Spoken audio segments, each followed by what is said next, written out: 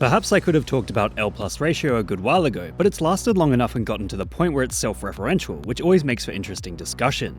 Of course, we have to talk about getting ratioed, which at first seems to indirectly reference gaming culture in terms of kill-death ratios, but actually began as a direct reference to having more replies to a tweet than any other form of metric.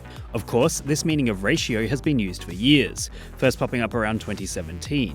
However, it has become even more significant simply because it has been incubating and evolving in the back-to-tank that constitutes digital spaces.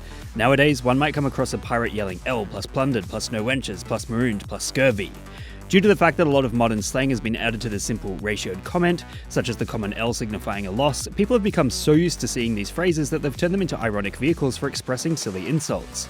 The energy these give off is that of self-aware content. Everyone knows just throwing 100 pieces of insulting slang at someone is hardly constructive or critical, as it echoes the manner in which school children say things like, "you suck plus a million," to which the response would be, "oh yeah, well you suck a million plus infinity plus one," and so on.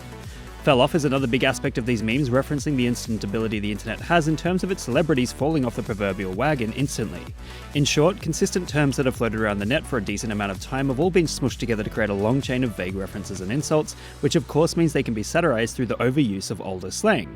Applying Twitter rage to older periods of time works, because of course people back then would be just as likely to spout long strings of abuse, whether that be in classic prose or just out loud. As a result, it's clear the internet has given rise to some weird phrases that appear to be gibberish outside of it, but this is nothing new in terms of societal constructs. Since humanity began speaking, we've invented new words that don't gel perfectly with the rest of our vocabulary, only for them to eventually be used so much they become traditional. 1,000 years ago, the English language sounded extremely different to the way it does now, and even in the 1900s, words were spoken differently. It all comes down to the fact that people are able to recognize the silliness of modern languages and satirize this absurdity by creating insanely long ratio memes, which works perfectly to demonstrate how weird the internet's lexicon has become. What meme would you guys like me to give a lesson in next? Let me know in the comments below. And remember, like and subscribe!